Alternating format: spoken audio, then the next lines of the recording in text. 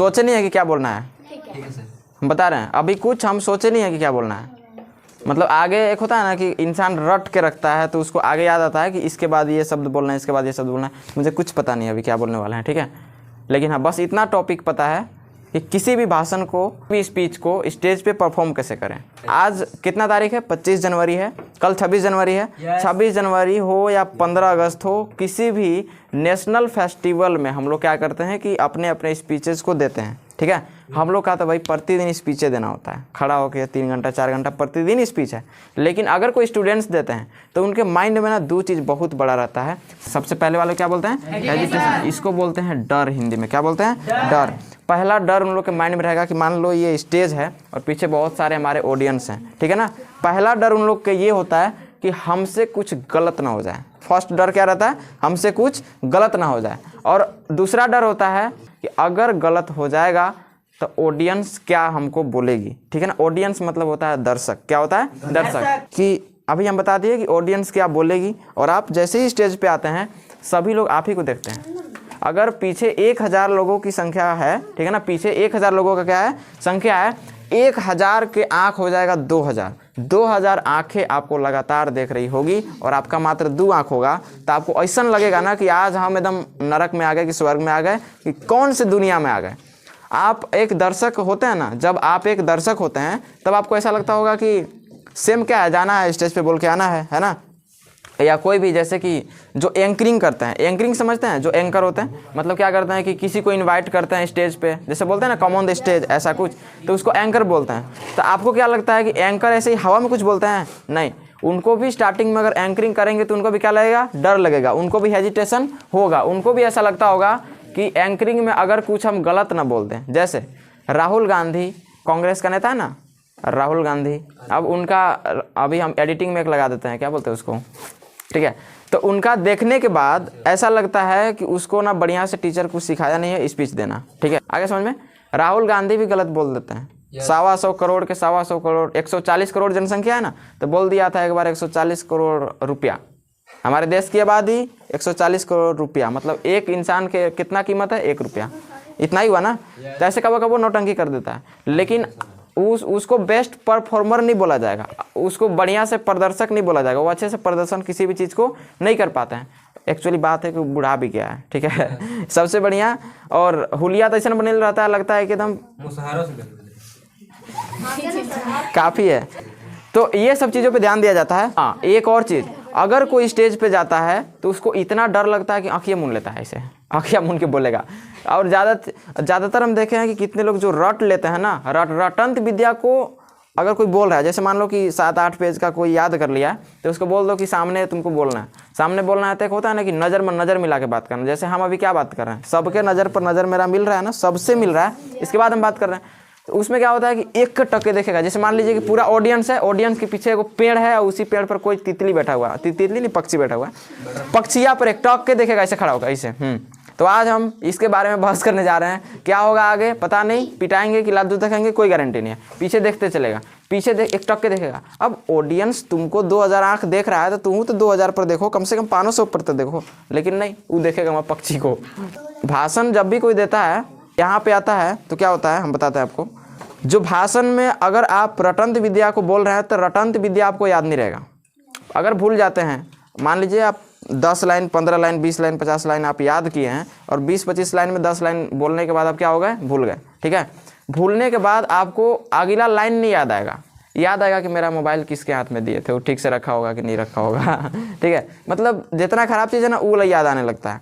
पहली चीज़, ध्यान भटक जाता है। जब भी इंसान स्टेज पे जाता है तो ध्यान भटक जाता है। लेकिन एक वे में ऐसे भी होता है कि ध्यान कंसंट्रेट भी हो जाता है बढ़िया से। आप स्पीच देने आए हैं, मूड बना के दम आए। हम देखें एगो क्या हुआ कि एगो स्टेज पर एगो के बुलाया गया, ऐसे आ रहा है एकदम मुड़ी गाड़ के गया, ऐसे मुड़ी गाड़ के दम जा रहा है, ऐसे ऐसे मुड़ी गाड़ के गया, 1-2 राउंड मारा, ऐसे चुपचाप खड़ा हो गया, चुपचाप बोलने लगा। क्या ही बोल रहा है। देखिए अब हम आपको बताते हैं बेहतर टिप्स जो कि फॉलो करना चाहिए हर एक परफॉर्मर को जो बोलते हैं। हेजिटेशन खत्म हो जाएगा, बस 3-4 बातों का ध्यान रखना है। कभी भी हम लैंग्वेज था, क्या था? लैंग्वेज था। लैंग्वेज को भाषा कहते हैं। यहाँ पे हम व्याकरण भाषा नहीं पढ़ा रहे। इस भाषा का मीनिंग ये है कि हम जो बात बोल रहे हैं आपको समझ में आता है कि नहीं? अभी आता है ना। तो इसी को भाषा बोलते हैं। मतलब हम कुछ भी बोल रहे हैं आपको समझ में आना जरूरी है, या कभी भी स्टेज परफॉर्म कर रहे हैं तब भी हम जो भी बात बोले, या इंग्लिश बोले हिंदी बोले, मतलब हम लोग मल्टी बोलते हैं। शुद्ध हिंदी में भाषण भी नहीं देना चाहिए, शुद्ध इंग्लिश में कभी भाषण नहीं देना चाहिए, दोनों को मिक्स करके बोलिए ताकि अगला आदमी को समझ में आ जाए। आप 2 पेज का इंग्लिश में याद कर लिए हैं, आप बोल दिए, अगला इंसान एक आध दो को समझ रहा है। मान लीजिए 500 की भीड़ है, उसमें 2-3 को इंग्लिश आता है, सबके नहीं आता है, ठीक है ना, तो 2-3 को ना समझेगा आपका बात। उसमें आप लपेट के कुछ बोल दीजिए, गलतियों बोल दीजिएगा, तो बाकी तो टुकुर टुकुर देखते रह जाएगा कि कहाँ निकाह बोल के चल गया, पता नहीं चला, है ना। इससे बढ़िया क्या है कि आप अपना लैंग्वेज में बोलिए जो दूसरे आदमी को समझ में आ जाए, और इसी को एक्चुअल भाषा कहते हैं। इसी को एक्चुअल भाषा कहते हैं। हम जो बोल रहे हैं और आपको क्या समझ में आ रहा है, मतलब जो हम बोल रहे हैं वो समझ में आता है कि नहीं आता है, इसी को क्या कहते हैं, भाषा कहते हैं। सेकंड चीज़ में हमारा आता है वॉइस ट्यून। वॉइस ट्यून का मतलब यह है कि वॉइस मतलब आवाज़ होता है, ट्यून मतलब होता है उसको परफॉर्म करने का तरीका। क्या होता है, परफॉर्म करने का तरीका। इसी में अभी हमारा वॉइस ट्यून निकलेगा, जैसे कि अप डाउन होता रहता है। इस वॉइस ट्यून के अंतर्गत क्या क्या हमको जरूरी है, अप डाउन करना होता है। जैसे कि कोई बढ़िया बात है जो हमको चिल्ला के बोलना है, और स्टेज पे तो चिल्लाना नहीं है। कितना लोग के देखें भाषण में इतना चिल्लाएगा कि लगेगा माइक के चादरा फाड़ देगा, माइक के चादरा फाड़ देगा, कान के फटेगा, वो बात की बात है। इतना नहीं परफॉर्म करना चाहिए। आपका वॉइस ट्यून अच्छा है तो कितना भी ज़बरदस्त बात हो, देखो मेरा वॉइस ट्यून कितना भी ज़बरदस्त बात हो, ये काफ़ी है। माइक इतना कैप्चर कर लेता है, ठीक है ना, माइक इतना कैप्चर कर लेता है। इसके बाद हम धीरे बोलने लगेंगे, वॉइस ट्यून ऐसे। और हाँ, कोई भी वर्ड को बोल रहे हैं तो उसको शुद्ध रूप से उच्चारण कैसे करना है, क्या बोले, वॉइस ट्यून, ये अच्छा उच्चारण है, ठीक है ना, वॉइस ट्यून ऐसे। तो कोई भी वर्ड को हम बोल रहे हैं तो उसको क्लियर बोलना है।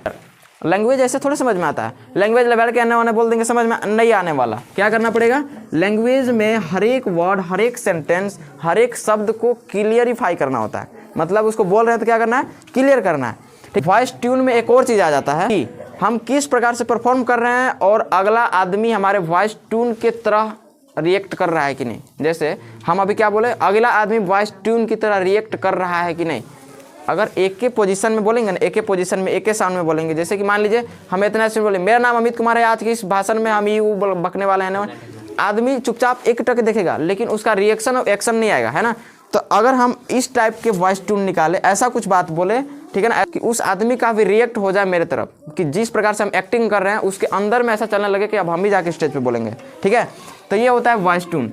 नंबर 3 पे आपका आता है बॉडी लैंग्वेज। क्या आता है, बॉडी लैंग्वेज। ये चीज़ के लिए हम सबसे ज़्यादा शुक्रिया अदा करते हैं MD मोहम्मद मिराज अहमद अंसारी सर को, जो कि हमको इतना बेस्ट परफॉर्म किए हैं ये सभी चीज़ों के लिए, इतना जागरूक किया कि कहिए ही मत, ठीक है।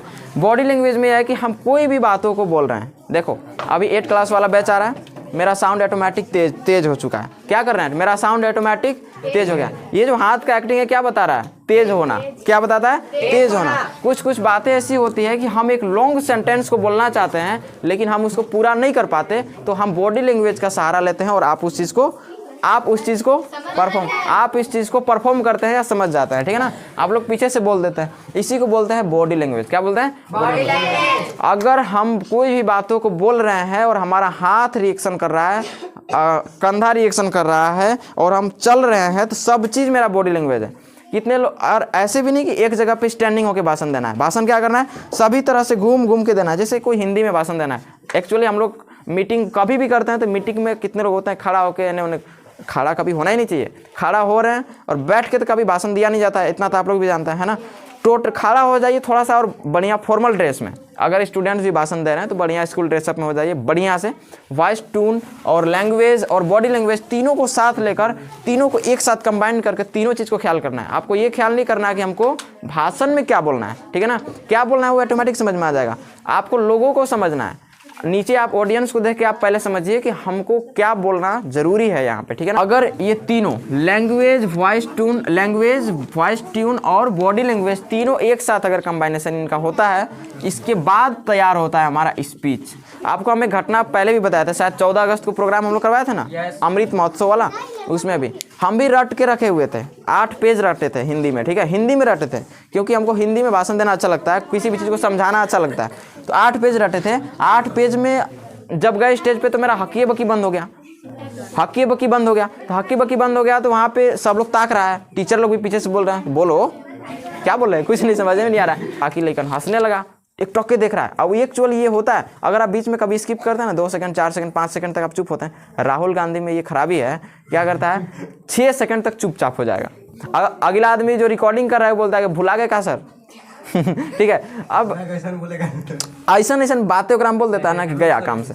तो कभी भी स्किप करना है तो देखिए डिस्टेंस, शब्द आप बोल रहे हैं तो शब्द बोलने का डिस्टेंस भी अच्छा होना चाहिए, गैपिंग बढ़िया होना चाहिए। कोई बातों को बोल रहे हैं तो उसका गैपिंग बीच में होना जरूरी है। ऐसा नहीं कि हर सेटवा जोने मन में आया उसी को बोल दिए, ठीक है ना। लगातार भी नहीं बोलना है। और हाँ, ध्यान रखना है कि कुछ गलत भी ज़्यादातर बोलना नहीं है। कभी कभी एक आध वर्ड होता है कि हमसे गलत निकल जाता है, ठीक है ना। तो गलत निकल जाता है तो उसको आगे कर दीजिए, लोग उसको इग्नोर कर देते हैं, ठीक है। और उससे बढ़िया आप इतना कोशिश कीजिए कि अगर हम कुछ भी बातों को स्टेज पे बोलते हैं तो उससे बेहतर कोई बात बोल दें, ताकि उससे ज़्यादा को लोग तारीफ़ कर दें मेरा, ऐसे। तो ये सब चीज़ें हैं। कभी भी 2-3 ट्रिक बता दिया ना आपको। स्टैंडिंग में नहीं करना है, आपको चलते रहना है, शरीर का मूवमेंट भी होना ज़रूरी है। देखिए भाषण देने में 4-5 चीज़ का ध्यान रखिए, लैंग्वेज का, वॉइस ट्यून का, बॉडी लैंग्वेज का और मूवमेंट का। चलते रहना है बढ़िया। चलते रहने से आपको डर नहीं लगता है? लगता है क्या? कोई भी सिंगर या कोई भी बड़ा इंसान अगर स्टेज परफॉर्म करता है तो एक ही जगह पे रहता है, स्टेज के बीच बीच रहता है क्या? बड़ा वाला स्टेज लगता है, कब वो एकड़ मुँह देखेगा, कब वो एकड़, उसको डर नहीं लगेगा, उसको लग रहा है कि हम खिला रहे हैं सबको। और हाँ, डर मेन चीज़ अभी क्या था आपका? डर। ये एक के बार में ख़त्म हो जाएगा। अगर कभी भी आप स्टेज पे खड़े हैं, आपको क्या देना है? भाषण देना है। आप स्टेज पे खड़ा होकर ये मत समझिए कि हमसे सीनियर लोग नीचे भी है। जो सीनियर लोग हैं वो आपके आसपास खड़े हैं, पीछे। स्टेज पे कभी भी जो पीछे खड़े होता है ना, वो हमसे सीनियर होते हैं, ऐसा सोच रखना है। हालांकि आपसे भी बहुत सीनियर लोग नीचे रहते हैं, ठीक है ना। ऐसा आपको सोच रखना है कि हमसे जो नीचे है ना वो क्या है? जूनियर है हमसे। क्या है? जूनियर। चाहे पेरेंट्स हो या कोई बड़े पढ़े लिखे लोग, उससे अगर वो सीनियर होता, इतना माइंड में रखना कि अगर वो सीनियर होता तो वो स्टेज पे आज बोल रहा होता, ठीक है ना। हमें मौका मिला है, मेरा अपॉर्चुनिटी है, हम इसमें अपना गर्दा मचाएंगे। बस इतना ख्याल रखना कि कुछ ऐसा बात बोलेंगे ना कि नीचे वाला ताली बजाने पे मजबूर हो जाए। ऐसा नहीं कि किसी के देखा देखी ताली बजा रहा है, ये नहीं। नीचे वाला ताली बजाने से मजबूर हो जाए, ऐसा कोई बात बोलना है। डर में डर भगाने का एक ही चीज़ है एजिटेशन में। अगर आप बोल रहे हैं ना, एक इंसान अपने आप में यूनिक होता है, किसी को गुड बेटर बेस्ट हम नहीं बोल सकते। क्या होता है? यूनिक होता है। बस आप इतना याद रखिए कि हम यूनिक हैं, इन लोग बेस्ट है, गुड है, बेटर है, हमें उससे मतलब नहीं है। हर एक इंसान अपने आप में जीनियस होता है। क्या होता है? जीनियस। तो आप अगर स्टेज परफॉर्म कर रहे हैं तो आप भूल जाइए कि लोग भी हैं इस जगह पे, ठीक है ना। आप बोलिए, आप समझिए कि आप क्लास ले रहे हैं तो बाकी समझाना पड़ता है। इसीलिए हम बोलते हैं कि कोचिंग में कभी भी छोटा बड़ा फंक्शन होता है उसमें भाग लिया कीजिए और बोला कीजिए, ठीक है ना। यहाँ का डर इतने लोग के बीच ही रहेगा, यहाँ का डर आपको ऑटोमेटिक खत्म हो जाएगा। आगे समझ में? तो इस तरीके का अगर चीज़ों को आप फॉलो करते हैं तो आप क्या कर सकते हैं? बढ़िया से स्टेज परफॉर्म कर सकते हैं, किसी प्रकार की कोई दिक्कत नहीं होगी। समझ में आ गया? 26 जनवरी को फॉलो किया जाएगा ना? चलिए ठीक। आप सभी को हमारे जितने भी public coaching centre official channel के मेंबर हैं, जितने भी PCC बाय अमित सर वाले चैनल के मेंबर हैं, आप सभी को Republic day and Basant Panchami, Saraswati पूजा की ढेर सारी शुभकामनाएं। मिलते हैं जल्द ही किसी न्यू वीडियो में, तब तक के लिए जय हिंद।